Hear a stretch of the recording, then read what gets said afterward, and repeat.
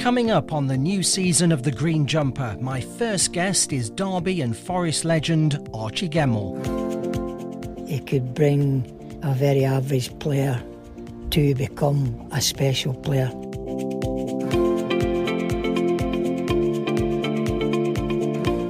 But he was, obviously a terrific manager, and he was basically a very nice person, but he was ever so strong-willed and strong-minded to do what he thought was the correct thing. And I think you've got to credit that for him, because he was a fantastic manager and he could get the best out of every player. I did my homework last night and I put a Nottingham Forest tape on and I watched Archie Gemmill, and I didn't know he was that good. And I watched this tape of various matches and he kept winning balls, winning the ball, he kept running 45 yards, he kept scoring the odd goal. I never remember him scoring actually. And he kept doing everything. I thought, blow me, you were worth another £5 a week. I'm Marcus Alton from the tribute website brianclough.com, and there are some great stories from Archie's time working with Cloughie, especially when they didn't see eye to eye. Number of times when I was at Derby, when I started, I used to get rollicked at half-time. If you don't see me after half-time, it means you've been bloody rubbish. And if you're not rubbish today, that'll be a change. Everything he was telling you was truthful. You know, if you didn't play well, you were told. If you did play well, you were told. So the things he said to you to make you possibly a better player or whatever, they always came to fruition. Because number of times when I was at Derby, when I started, I used to get rollicked at half-time. And I used to think I was playing well. But he always said to me, if he didn't stay on top of me, I wouldn't become what I thought I was then at the time. Yes, he wanted to keep you on your toes, yes. Basically, yes. I was speaking to Alan Hinton on a previous podcast, and he was singing your praises from those Derby days. He said, you know, you would cover every blade of grass, so skillful. One time, I think your boot came off in the mud, you stopped, put it back on, and carried on running. Yeah. But he said one thing that was interesting, you probably played better when you were maybe riled by something. And he said Clough and Taylor would probably think to themselves, how can we make Archie really angry today? Did you see that side of it? Well, not particularly at the time, but on occasions I thought I played well at half-time, up at half-time, and the half-time team talk was me getting slaughtered by, you're useless, why did we sign you, blah, blah, blah. And it gave me a little bit more, which I didn't think it needed, because some of the things that were passed on weren't very nice. No, but no.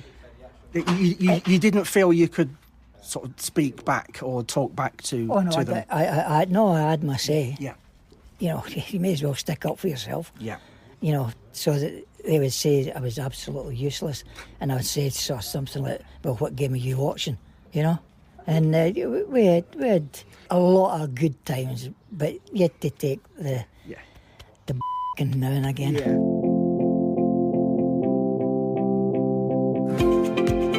Archie also talks about the bitter blow of being left out of the side for the 1979 European Cup final. I was told by the manager that if I proved myself fit, I would play. When we went out for the match, and prior to the match we walked around the stadium, and as we were walking around the stadium he said, well, let's stop and have a little chat. By the way, you're not playing. And that was it. Yeah, I made it perfectly plain. And obviously the following season, he got rid of me straight away. When you teamed up with Brian again at Forest as a coach, I think he considered you quite a confidant, really, because I remember him saying in an interview, you know, when things were going badly, he'd turn to you and say, what we're going to do, and you'd say, we're going to close ranks. And did you feel Brian took you into his confidence like that? No, I think he appreciated the prior years, you know, the playing for him and whatever, and because he was going to take me back to Forest, which he did. Then he says I was going to be coach of the 16s, and that was obviously the start of that.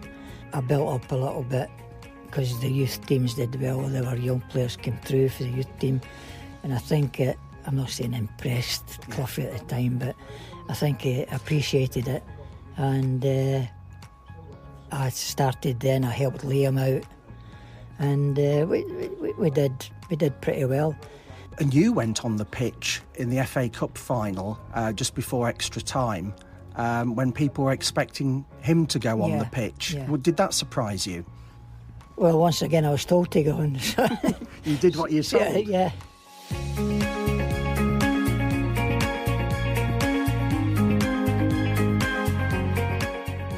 I've got a copy of Shoot magazine from 1980 here, and it says his departure from Forest reminds me of when Clough and Taylor sold Archie Gemmill, which was another bad mistake. And I think Forest fans will miss the creative and experienced play. And if you look at the bottom of that, it says Marcus Alton, Loudham, and that's me. All right. That's a long time ago. That's a long time ago, and I was very proud to have that letter published. But I wanted you to see that because you were missed. Yeah.